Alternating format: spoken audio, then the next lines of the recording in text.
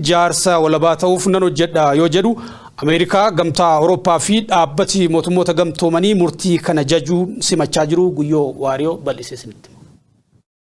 Ethiopia's history will never forget the care our soldiers got from Eritrea. Hagai garduma marsbrati fi tufelbulman iyesar caqasaa khatur waraanni kaab Itoophiyaa ammallee marii faraaran nuuf wayyachurratti argama. Waraan biyyollaa Eertira dabalati khallatti kakkaati laf Itoophiyaa keessa godhama jiruun ilmaan nama meeqa dhumatti beekamuun rakkoo taatus khasaaraa waraan kanaan dhaqqaba ganaan jedhama. Duulli Itoophiyaatiif Eertira bifqindaawa ta'een kallatti cufaan weerara jiraachu saatiin gochi duguug sanyii Kaisar Mandur godhamirramaa Tigraay keessatti ilaaluuf jirtu khajir dureen TPLF Dabratsiyoon Gabra Mikaa'el xalaya torbaan dabrkee UN barreesse. Loltooti Isaayyaas afaan warqi Itoophiyaa keessa baate waraanni kun dhaabbachuun mariin araarata addunyaan jalqabda itti fufti gaafate. Qoqqobbii wagga dabre qondaaltota waraan Itoophiyaatiif Eertiraan gare Amaaraatiif TPLF waraan Tigraay keessa yakka raawwatan gubbakeetti itti fufu qabeessif yeti Joe Biden American kara ergama addasi Mike Hammer gulaan dhibba jajjaba godhaatur haalum khanaan duub dhiyootan xuyyuuri finfinne rakhaawun isa dubbatan maqalee qubachuun bakka buutoo TPLF fanpaare biyyollaa Djibouti walti qoraturu sakee beettoti barrees. Trying to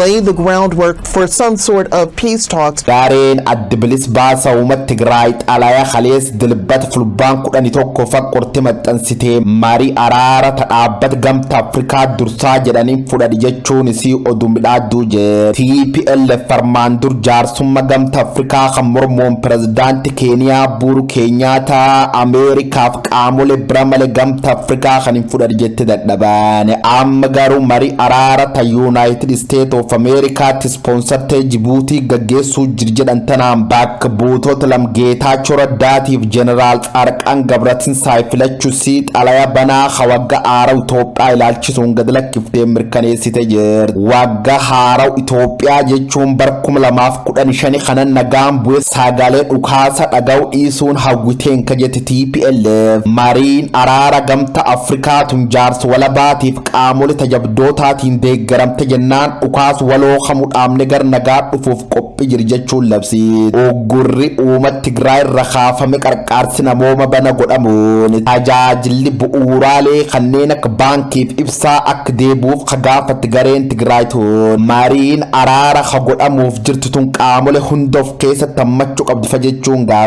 gaafi garee finciltoota Tigraay kan hordofe deebii khaken dureen dhaabbata gamta Afrikaa Ab Musa Faki jaarsumma gamta Afrikaa fudhachuu TPLF kan dinqisiifachuun qaamolee lamaanuu dhukaas dhaabde haasaw kallattii taasisuun marii araara ta dhaabbata gamta Afrikaatiin hogganamte qaamolee walabata idil addunyaalle ofit dartii jedhan tanaaf qophii ta'uu beesis. Gamtaan Afrikaa khawaraan kaab Itoophiyaa kan keessa gare Shaabiyaatiif Biltsiginnafa waliin dhaabbati jedhame himatam kun gaafi qaamolee tan lamaan irratti hundaa'uun jaarsi dhugaa ta'uuf hin hojjedhu jechuun isaa abdii guddoo jedhe. Deebii dure gamta Afrikaa kan simachuun fuul Tiwiitar ofirra deebii khaken ministeeri aaja ala Ameerikaa Antonio Blinken Ameerikaan uummata Itoophiyaa cina dhaabbatte nagaan akka buuf waan qabni cufaan isa waliin jirjechuusa fuul Tiwiitar isa waabeeffan. Mootummaan Biltsiginnaa waamichi garee TPLF kan ilaalchisuun agoduun tumbocamtu waan inni dubbattu kolleen dhagee. Hataa tuuti ammoo gamisa gulalleen bakka buutoti Lamreediwaan Huseeniif Dr Gediyoo Ximooxoos Geetaachoo Raddaafaa wal arganii mootummaa Abiy Ahmadiitiif taphatuu jedhan. Joint offensive with the invading forces of Eritrea.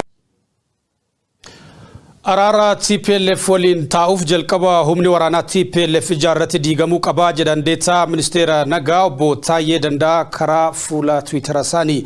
Obbo Taayyeen TPLF mariif qophii ta'uun waan jajjabeeffamuu jijjiirama guddaadha jechuun erga jajanii booda biyya tokko keessa waraanni lama hin jiraatu jedhan. Kun qajeeltoo idil addunyaati jedhanii waraanni gareen TPLF ijaare hiikkachuu qabaa kanarra taruu hin qabnu ejjennoo ifaatii jedhan. gareen Tigraay asiin dura haal dureen dhiyeesse tokko waraanni Tigraay diigamuu hin qabu ka jedhu turuu ni yaadatama. Yaada obbo Taayee Dandaa kana deeggaruun Twitter isaaniirratti kabarreessan ambaasaddarri Itoophiyaa ka United Arab Emirates Suleemaan Daddafoo gareen Tigraay hidhannoo hiikkachuu qabaa jedhan. Qondaalonni kunneen adeemsa marii kana keessatti murteessummaa keessa jiraachuu baatanillee yaadi isaanii garee faallaa fi adeemsa araaraa irratti dhiibbaan qabaachuu ni jiraata jechaa jiru xiinxaltooti. Ambaasaddar Suleemaan gareen TPLF baduu qaba malee araarri waliin bu'uu hin qabu ejjennoo jedhu tarkaanfachiisanii jiru. TPLF araara barbaadee osoo hin taane yeroo bitatee of ijaaruufis jedhan ambaasaddarichi. Adeemsa marii araaraa kanarratti mootummaan Itoophiyaas ta'ee ka Eritiriyaa ibsa gayoonaa baasan hin jiru. Odeessa maddeen alaatiin goolamna. Filannoo pireezidantummaa Keeniyaa marsaa shanaffaa mo'achuun isaanii kabarame pireezidantiin Keeniyaa Haarawi William Samoei Ruto kibxata boruu kakuu raawwachuudhaan baallii fudhatu. Jila baallii wal harkaa fuudhinsaa ka shilingii Keeniyaa miliyoona 2 ol itti dhangala'uusaa dubbatamu kanaan bulchitooti biyyoota 20 olii waamamanii jiru. Kana malees sirna wal harkaa fuudhinsaa kanarratti uummata 60,000 fi qaamoleen nageenyaa 10,000 ol ni hirmaatu jedhamee eegamaa jira. Guyyoo Hariyoo gabaasa bal'aa qaba. William Ruto in last month's close-run presidential poll. Filannoo pireezidaantummaa Keeniyaa tamarshaneessootiin durii Aziimulaa Umuujoo Raayila Amolo Odingaa dabsate baalli qabate irra guddaan Haastilar Neeshii William Samoei Ruto bor baalli fudhate. Jila hooggantooti biyyootan 20 lammiileen Keeniyaa 60 qaamolee nageenya 10,000 qarshiin Keeniyaa shilinkii miliyoona 2 baas jedhan kanaan gubbisi guddayyaan bor kibxat fulbaan 13 magaal guddoo biyyattii Nairobi gaggeeffama. Hura biyyaa Jomo Kenyataa kanamni miliyoon 22 dhiyaatirratti hirmaateen Dr Rutoon qabxii xiqqoo tokkoon baabba caale mootummaan gala. This was the 5th time veteran opposition leader Odinga has run for the top job and lost. Hura miseensoti boordi walaba afur mormani dhiitanii baantanaan duub irra guddaan EBC waa fula cheebukaatee itti cichaaq murullee garee Raayila Odingaa mo'achuu fudhachuu duduun boomaas of Kenya I want to announce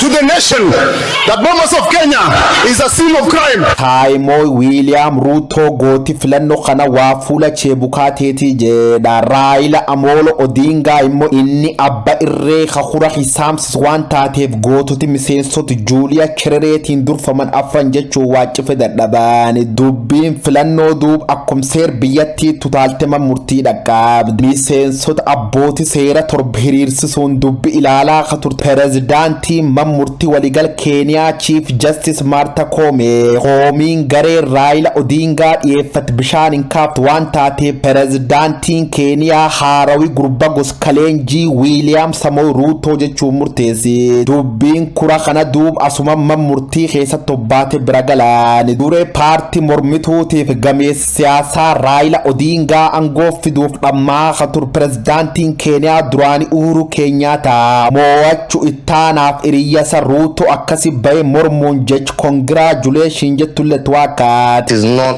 of any major importance to the people and the Republic of Kenya. Aango tanduub kokkoblaa dabarsa warri amma dhiichisaa jirtan kun cufa jisa dikeessa boof jirtu. Pireezidaantiin kiyya Ruto adon taane Raayila Odingaa yookaan baabba jechuun jaarsallee farsoo affeera. Warri na filateef kanan filatinillee cuf qixxe tajaajila. Ankara dheeraaf jajjaba qaxxaamure dhuuf ilma abbaan hin beekamne nama faan duwwaatiif gurgurtu lukkuu jedhanii arrabsaa turan. Yes, I'm the hustler in chief. Alaqaan ki Uhuru Kenyatta mo'achuu kiyyatti hin gammanne. Taatus uummati Keeniyaa na filate jiru waan taateef pireezidaantiin ani jechuusa CNN waabeeffanne. Rutoon akkum seer biyyattii burqaqate imal gadasa wagga 5 itti keeyyataa jedhaan. Hooggantooti biyyootan 20 oliillee yaamamanii jiru. Koome was appointed Kenya's first female chief justice last year. Daawwattoota oduuwwan